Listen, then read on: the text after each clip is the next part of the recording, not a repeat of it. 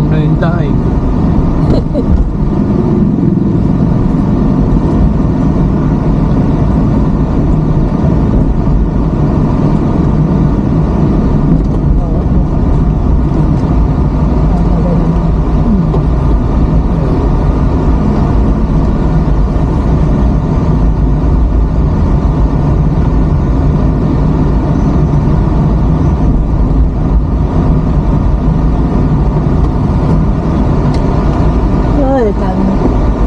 Dami bunga.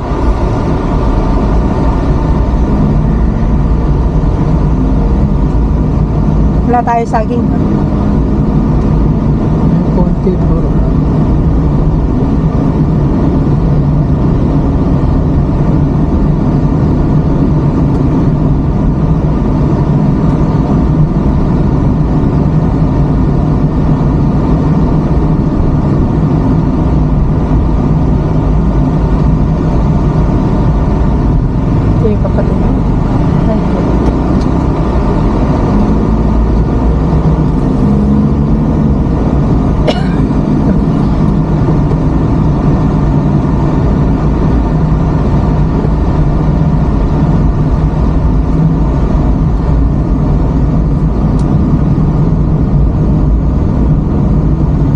Pinutol yung malunggay, oh.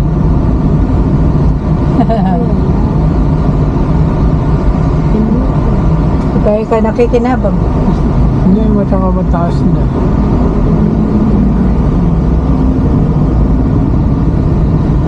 Ang anak ni Bunso, ang kinukuha lang yung mga dalawang sang, eh.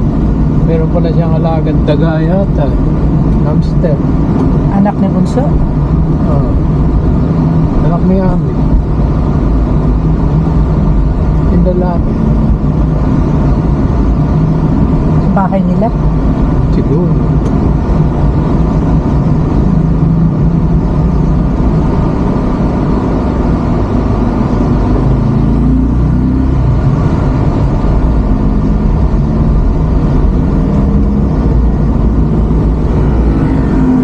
Pakita mo. Yung palaw sa akin. Sino? Sabi ko, may 2 piraso lang.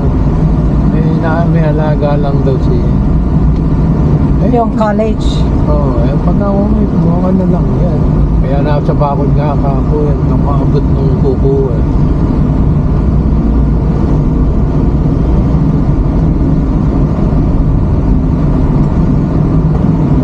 May dadaan sa pag-alakang SUV. Ay, hindi. Akala ko. Tigaroon pala yun. Akala ko sa pag-alakan yun.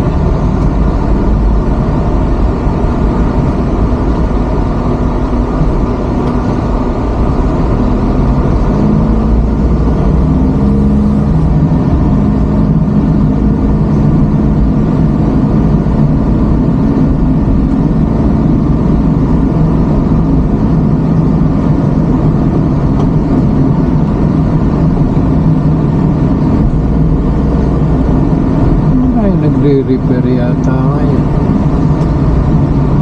ang mga naglagay ng tubo.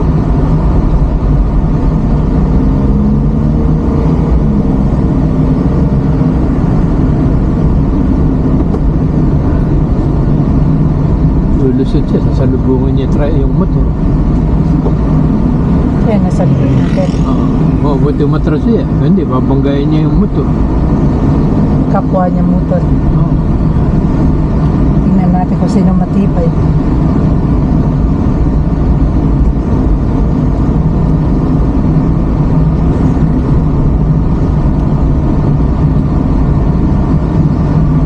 Takot na, yan ang lumusot.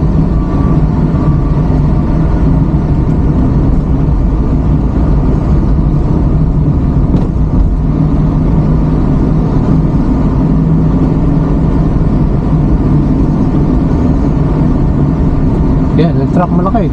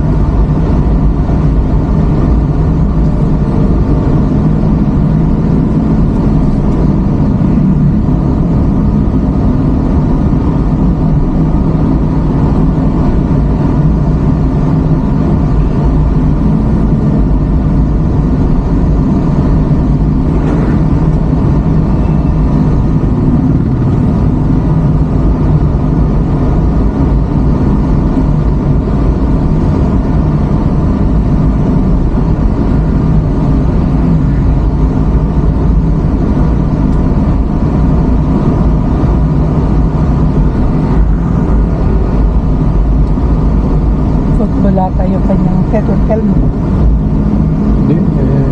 Hindi na lumusot. Nasa likod na natin. Kaya niya lumusot. Itong nakaputi. Puti o pink na t-shirt. Yan natin nakatira sa atin sa likod. Yung pink. Ay, lalamog. Alala mo pa yan? Yata.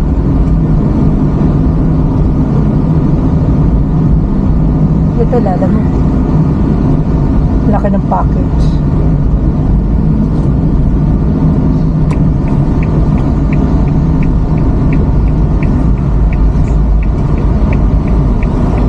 Malabo na, hindi man lang dinisip.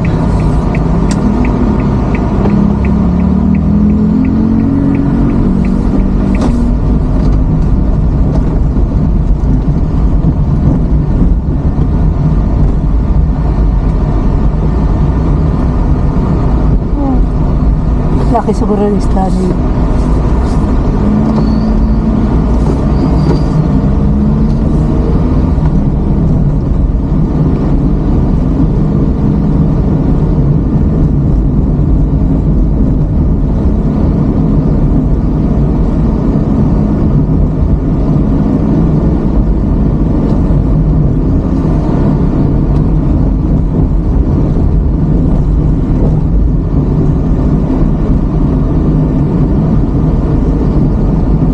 Dami kambing.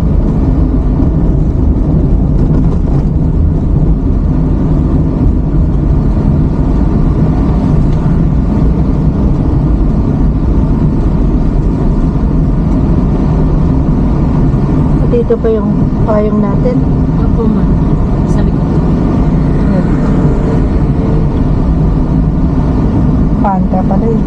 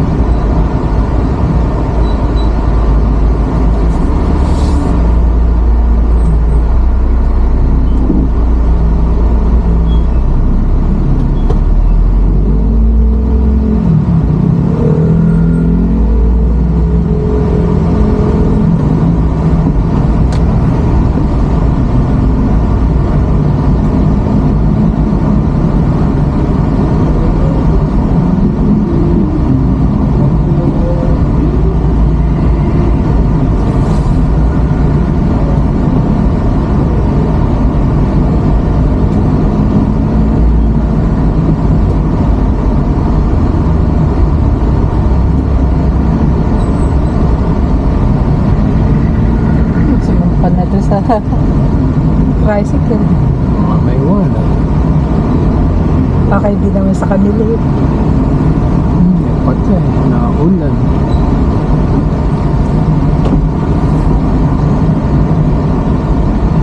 Naulan yung patay, ah.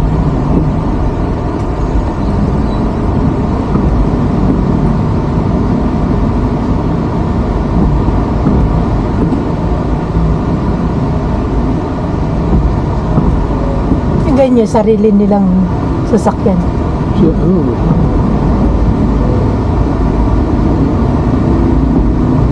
Lalaki.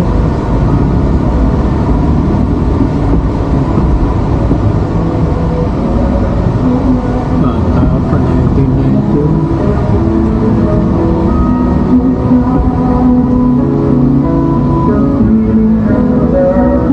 Baka ito asawa.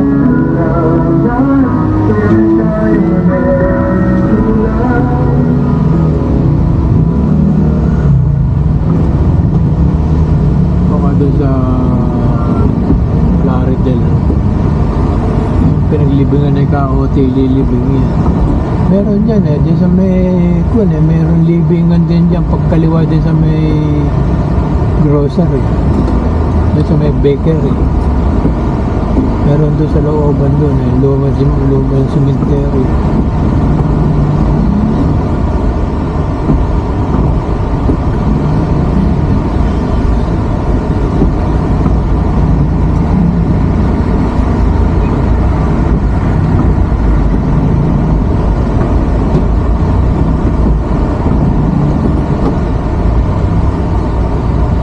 Hanggang dyan siguro yun.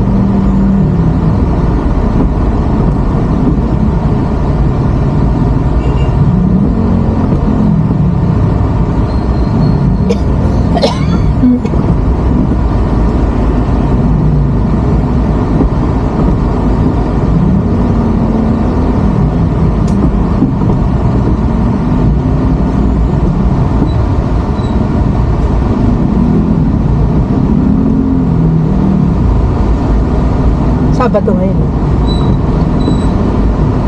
Eto.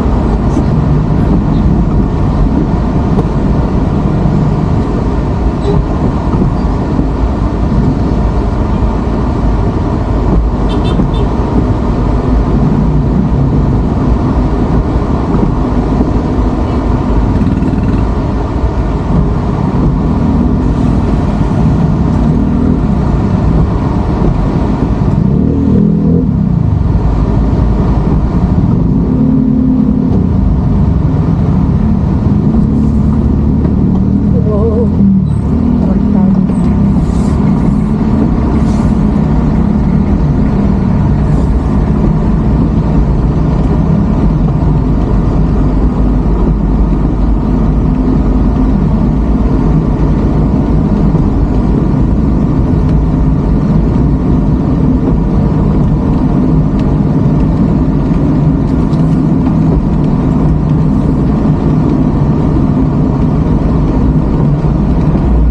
So, dito ka nga gumawa, ikaw magtanong doon.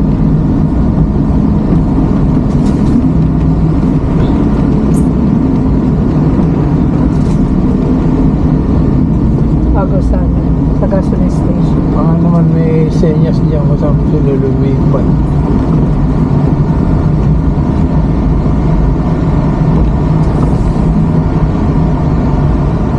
Ito. Wala.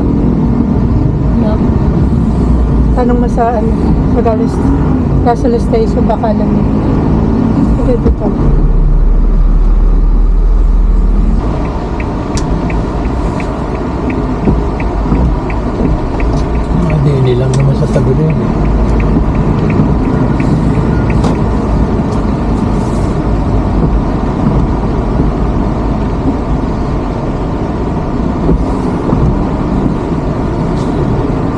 Ano ang pangalan nun? Hindi ko na alam.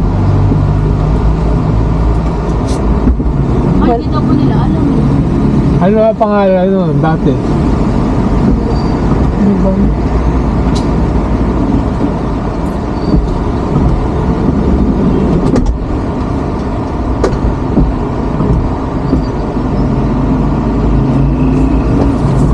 Ito, mga nandyan lang sa tabi-tabi.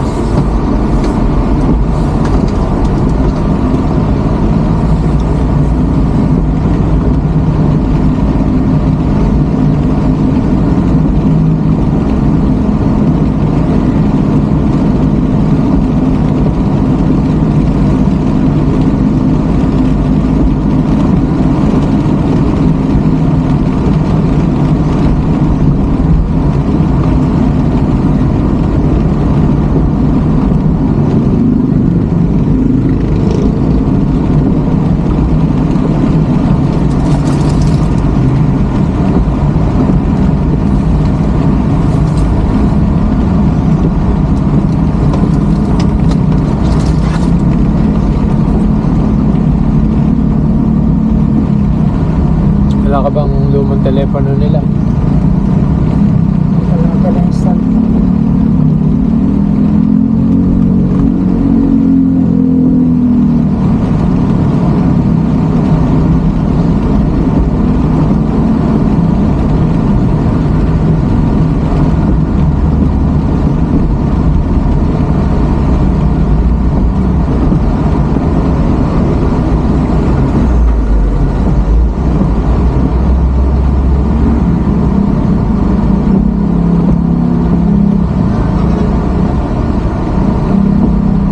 Doon, sa Bakuan, sa SM to Baliwag, doon kayo pagmasahe.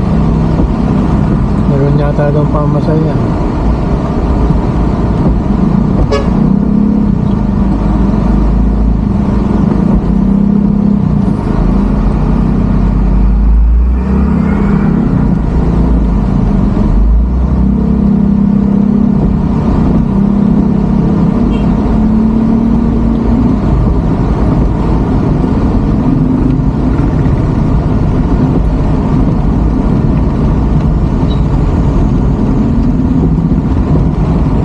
Baka lumipat naman dito sa bayan.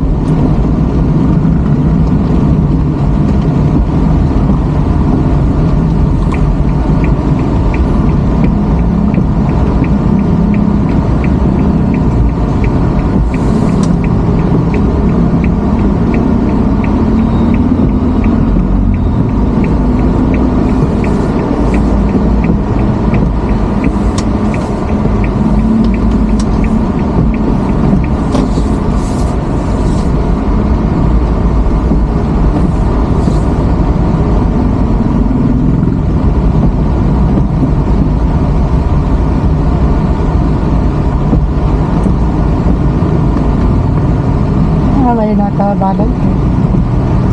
Ayun.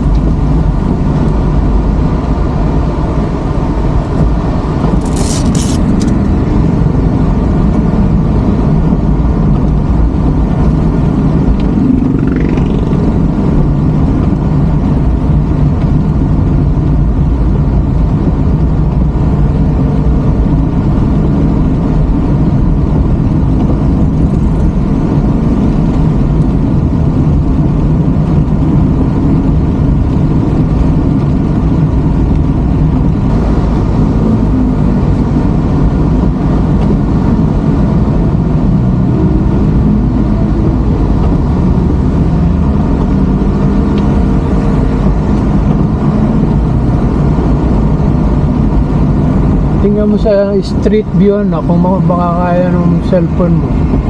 Yung street view niya, baka may telephone number yung lumang kwan. Yung lumang street view. Ano ba pangalan pa? Street? Street view yun sa Google. Tatapatan mo yung doon sa may gasolina, sa may post office ng ng Plaridel. Dito baka meron yung sa ako dito.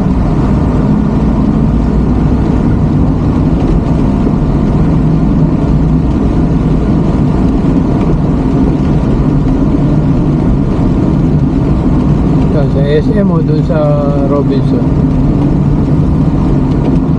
Ay, umuulan eh.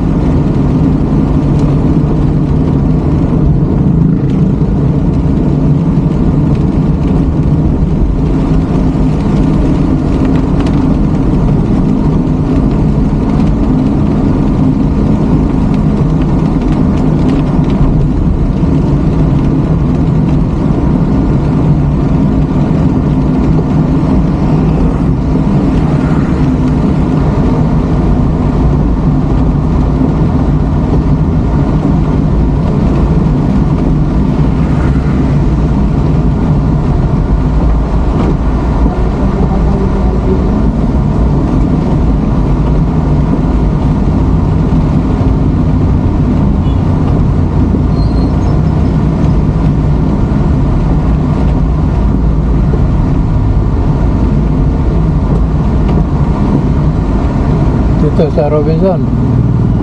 Diyan. Dito pa naman dyan.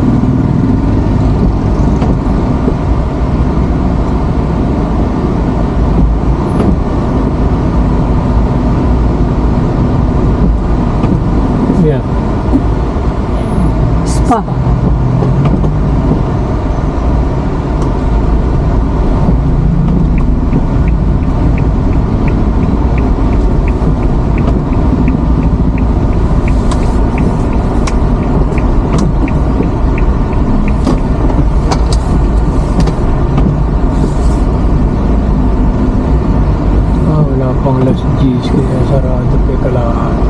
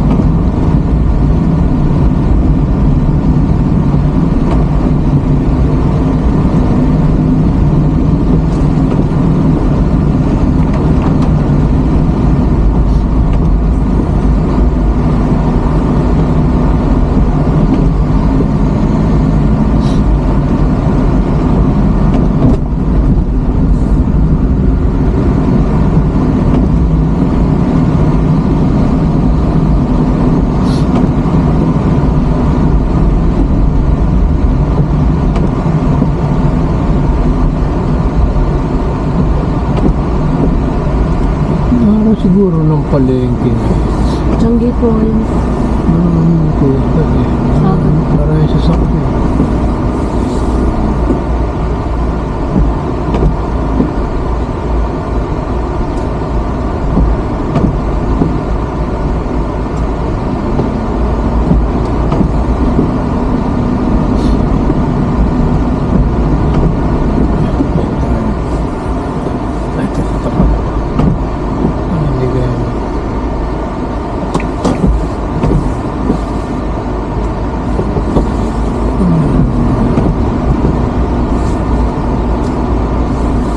Tricycle parking lang po. Palisin niya ako mamaya. Ayun, kaya nito.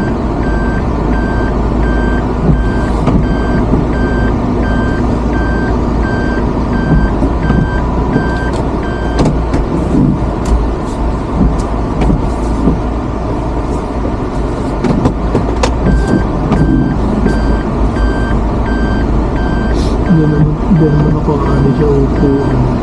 Ay, hindi naman ako ano sa net. Tingnan ninyo kung meron doon. Pero parang, bukas na. Tingnan ko kung masesearch ko yung kuwan. Kung masesearch ko yung street view ng kuwan. Pero ka ba?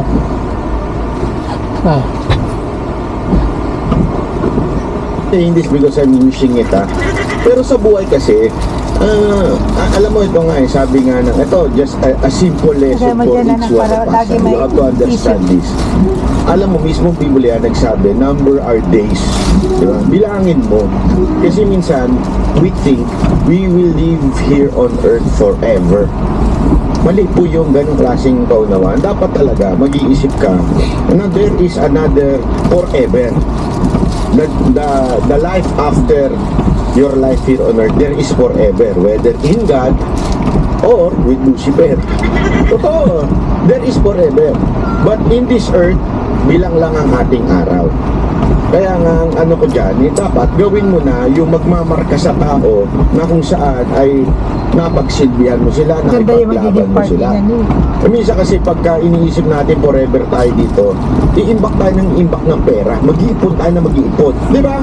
That's why nagiging greedy ang tao.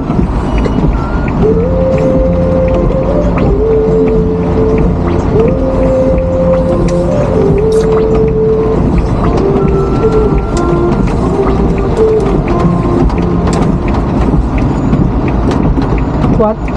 May kotse na. Start better banking on your own Instacart. But new to Security Race. Bank, click the line, open your new account online. Sa Europe? Skip the paperwork, skip the queues. Minivan. Skip Ay, the hassle with the Security Bank app. Download the app to get started. Parang wig.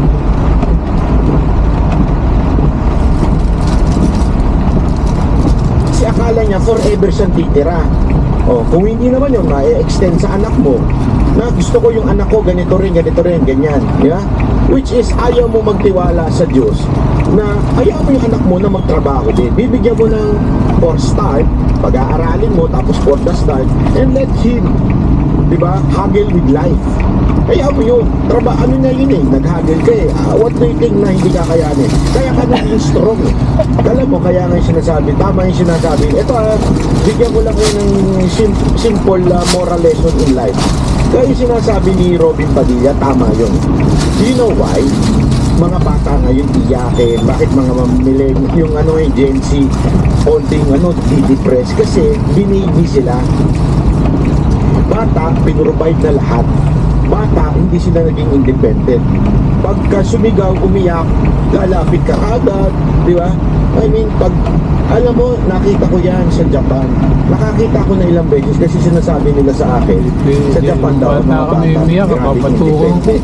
Sila pumapasok sa school, sila tumatawid.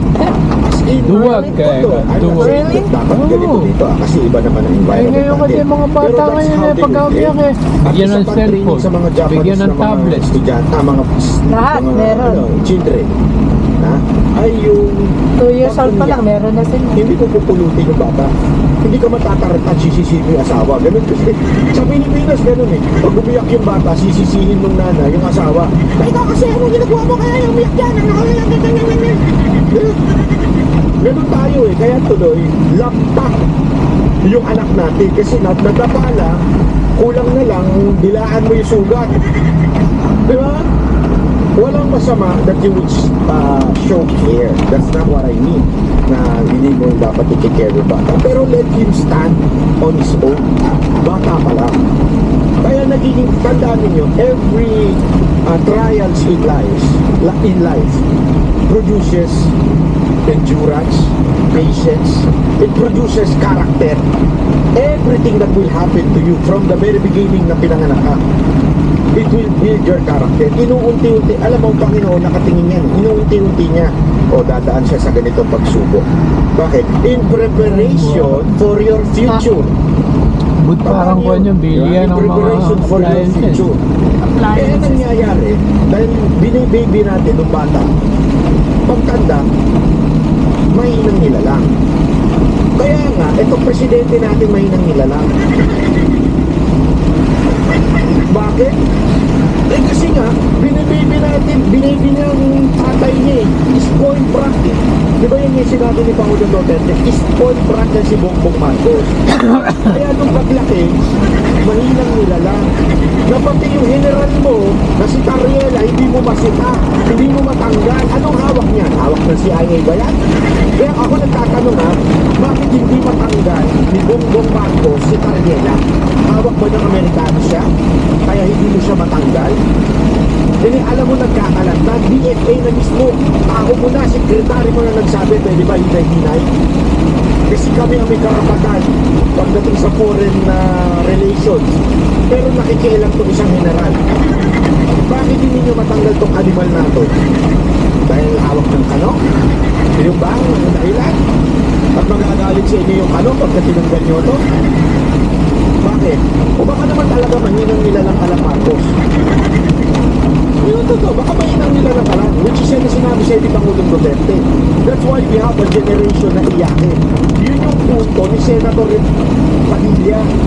Kaya maiiyakin tayo mga Pilipino dahil sa yung mga kabataan ngayon.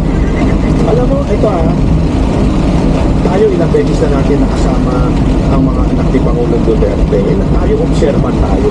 Pero yung talagang matagal na natin nakasama itong nakaraang Davao natin, dito mo makikita yung pagiging independent thinker nila. Iba mag-isip si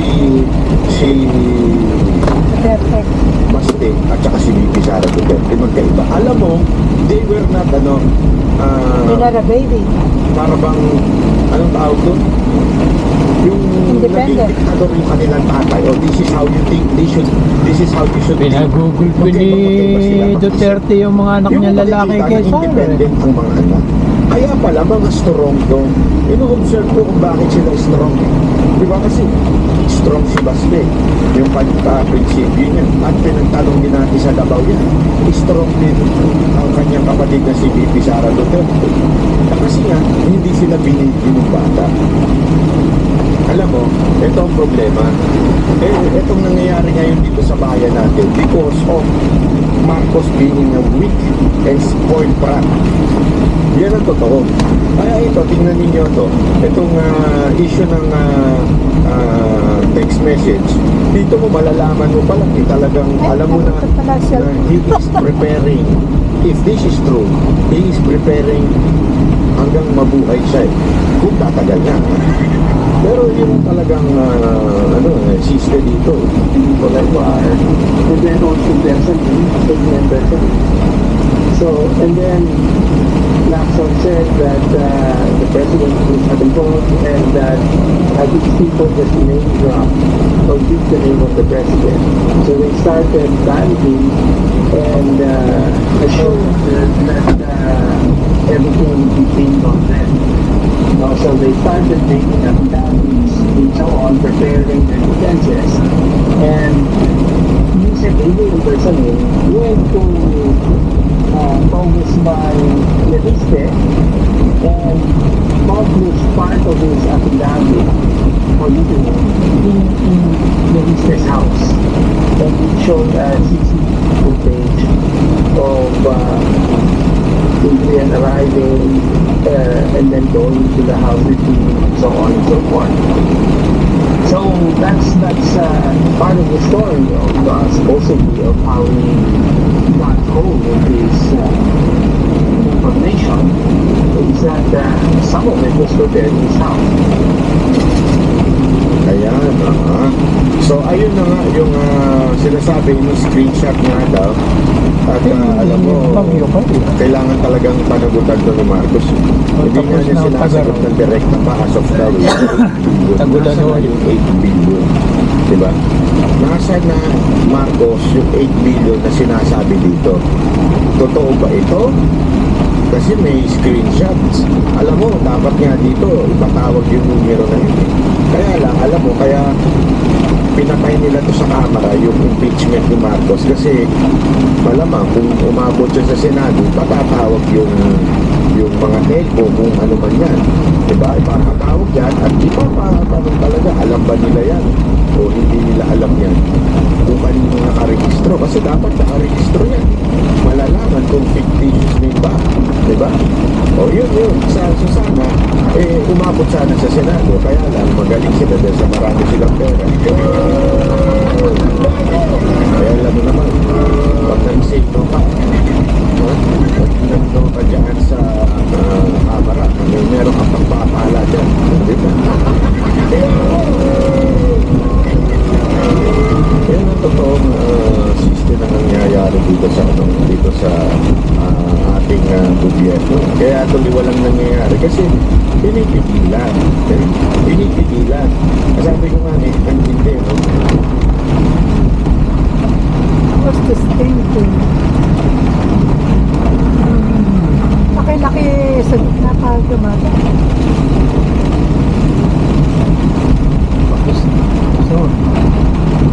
I just built the game without knowing how to code. I typed the game idea, the rules, the scoring, hit run, and it worked. You've probably seen people posting little games like this. Some of them are even getting sponsored now. It's crazy what you can build with just an idea.